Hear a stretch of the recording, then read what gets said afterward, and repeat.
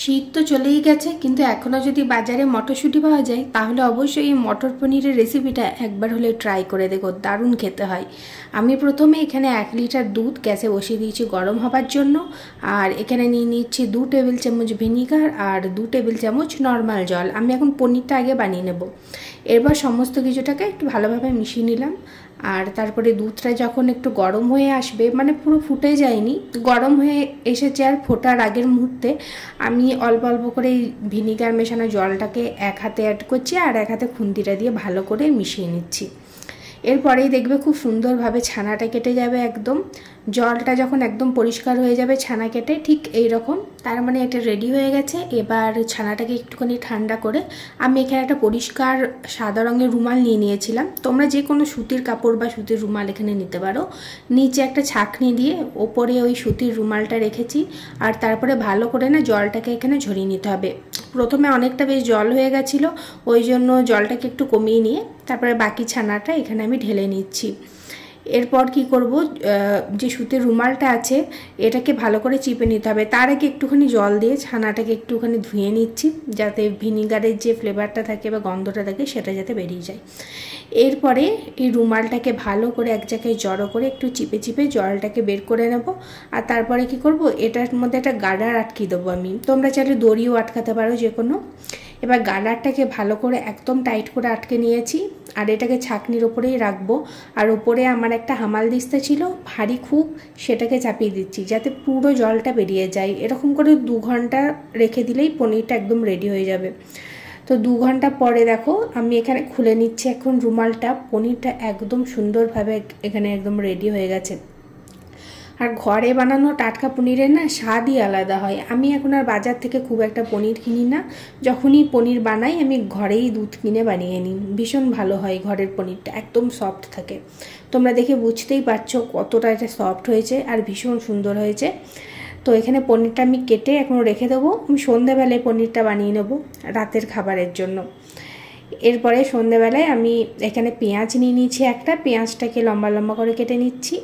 আর নিয়ে নিয়েছি এখানে টমেটো, 3টে টমেটো, ওই একদম ছোট সাইজও না মিডিয়াম সাইজও না, ওর মাঝামাঝি যে সাইজটা হয় সেটা। তো টমেটোটাকে ওখানে কেটে নিলাম। আর এখানে নিয়ে নিয়েছি লাল যে কাঁচা লঙ্কা হয় সেটা, আর আদা রসুন নিয়ে নিয়েছি। আমার কাছে একটু ফ্রোজেন মটরশুঁটি ছিল, যখন প্রচুর মটরশুঁটি উঠেছিল আমি কিছুটা মটরশুঁটি ফ্রোজেন করে রেখে দিয়েছিলাম। এবার আমি এখানে নিয়ে নিলাম কাজু বাদাম, ওই 5টা মতন নিয়েছি, খুব বেশি না। এরপরে কড়াইয়ে দিয়ে দিচ্ছি সর্ষের তেল, 2 টেবিল চামচ মতন দিয়ে দিলাম একটু এলাচ, 2টো এলাচ দিয়েছি।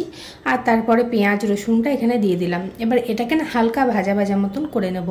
এই প্রসেসে মটর পনিরটা করবে, দারুণ টেস্টি হয় খেতে। তোমরা চাইলে কাজুটাও বাদ দিতে পারো। এরপরে আমি দিয়ে দিলাম আদা, 1/2 ইঞ্চি মতন আমি এখানে আদা ইউজ করছি। তারপরে আদাটাও এই তেলটার সাথে ভালো করে মিশিয়ে একটু ভেজে নেব। আর তারপরে কাজু বাদামগুলো এখানে দিয়ে দিলাম। এটাকে একটু ভালো করে মিশিয়ে নেড়ে নেব। আমি না এখানে লাল কাঁচা লঙ্কা ইউজ করছি, যেহেতু আমি না লঙ্কার গুঁড়ো খুব একটা ইউজ করি না। তো তোমরা চাইলে লঙ্কার গুঁড়ো অবশ্যই ইউজ করতে পারো, সেক্ষেত্রে একটু কালারটা আরও ভালো আসবে আর কি।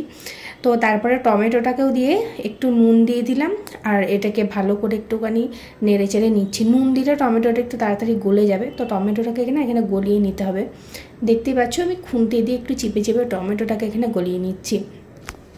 এই মটর পনিরটা রান্না করা এত সহজ আর এত টেস্টি হয় না, সেটা না বানালে বুঝতেই পারবে না। এরপরে অল্প একটুখানি চিনি দিলাম যাতে টেস্টটাকে ব্যালেন্স করে। গ্যাসটাকে বন্ধ করে এই মশলাটাকে একটু ঠান্ডা করে নিতে হবে। যখন এই মশলাটা ঠান্ডা হয়ে যাবে তারপরে একটা মিক্সার জারে মশলাটাকে ঢেলে ভালো করে একটা মিহি পেস্ট এখানে বানিয়ে নিতে হবে, একদম মিহি করে নিতে হবে। দেখতে পাচ্ছ আমার এখানে পেস্টটা করা হয়ে গেছে। এরপর ওই কড়াই অল্প একটু বাটার দিয়ে দিলাম আমি। তোমরা চাইলে সাদা তেলও দিতে পারো, সর্ষের তেলও দিতে পারো, আমি বাটার দিলাম আজকে একটু। তো এরপরে মশলাটাকে ঢেলে নিলাম এখানে। এবার না মশলাটাকে এখানে কষিয়ে নিতে হবে। তো দেখতেই পাচ্ছ মশলাটা আমার একদম মিহি পেস্ট হয়েছে। একটু দিয়ে দিলাম হলুদ গুঁড়ো, দিয়ে দিলাম 1 চা চামচ মতন ওই ভেজে রাখা জিরে আর ধনে গুঁড়ো। এবার সমস্ত কিছুটাকে ভালো করে একটুখানি মিশিয়ে নিচ্ছি আমি এখানে। এই পর্যায়ে আমি মটরশুঁটিটাকে অ্যাড করে দেবো, যাতে মটরশুঁটিটা খুব ভালোভাবে সেদ্ধ হয়ে যায়। আমি না অনেককে দেখেছি মটরশুঁটিটা আগে সেদ্ধ করে তারপরে জলটা ছেঁকে নিয়ে অ্যাড করে। দরকার নেই অত করার, কেননা মটরশুঁটিরও তো কিছু গুণাগুণ থাকে, সেটাই জলের সাথে বেরিয়ে চলে যায়। তো এই পর্যায়ে অ্যাড করে ভালো করে ঢাকা দিয়ে কষলে মটরশুঁটি এমনি সেদ্ধ হয়ে যাবে খুব ভালোভাবে। আর তারপরে ঢাকাটা খুলে আমি অ্যাড করে দিচ্ছি এখানে পনিরগুলো না আমি এখানে ভাজিনি, তোমরা চাইলে ভাজতে পারো। আমার না ভেজে বেশি মনে হয় কি সফট থাকে পনিরগুলো, সেই জন্য আমি আর ভাজিনি। এবার সমস্ত কিছুটাকে ভালো করে আবার মিশিয়ে নেবো। এটা না এখনও পুরোপুরি কষা হয়নি। এখন দেখো এটা একদম কষে এসেছে, একদম মানে গাঢ় গাঢ় হয়ে গেছে। এবার ওই ছানার যে জলটা ছিল সেইটা না আমি 1 কাপ মতন রেখে দিয়েছিলাম, ওই জলটা আমি এখানে অ্যাড করছি। ওই জলটা অ্যাড করলে না টেস্টটা আরও বেশি ভালো আসে নর্মাল জলের থেকে। তো জলটাকে অ্যাড করে এবার এটাকে ঢাকা দিয়ে ওই 5 থেকে 6 মিনিট মতন রেখেছি একদম লো ফ্লেমে। মাঝে মাঝে কিন্তু ঢাকাটা খুলে নেড়ে নিতে হবে, যেহেতু কাজু দেওয়া আছে না, নিচটায় না হলে লেগে যাবে। আর তারপরে ওপরে না একটুখানি ফ্রেশ ক্রিম থাকলে দেবে, আমার কাছে তো ছিল না। দুধের ওপরে যে মালাইটা থাকে সেইটা আমি দিয়েছিলাম, সেটাতেও কাজ হয়ে যাবে। এবার দেখতেই পাচ্ছ কি টেস্টি মটর পনিরটা একদম রেডি হয়ে গেছে। আমার তো এটা বেশি রুটির সঙ্গে ভালো লাগে, তোমরা চাইলে পরোটা নান সবার সাথেই খেতে পারো। তো আমার না রুটির সঙ্গে বেশি ভালো লাগে এটা খেতে। তোমরা যদি মটর পনিরের কালারটা একটু লাল লাল চাও, তাহলে সেক্ষেত্রে কাশ্মীরি লঙ্কার গুঁড়ো বা নর্মাল লঙ্কার গুঁড়ো এখানে ইউজ করতে পারো। আমি যেহেতু লঙ্কার গুঁড়ো অতটা খাই না, আমি আর ইউজ করিনি। তো আজকের ভিডিওটা তোমাদের কেমন লাগলো অবশ্যই কমেন্টে জানিও। যদি ফেসবুক পেজ থেকে দেখে থাকো তাহলে পেজটাকে ফলো করে পাশে থেকো, আর যদি ইউটিউব থেকে দেখে থাকো তাহলে চ্যানেলটা সাবস্ক্রাইব করে পাশে থাকো। আবার দেখা হবে অন্য কোনো কুকিং ভিডিওতে।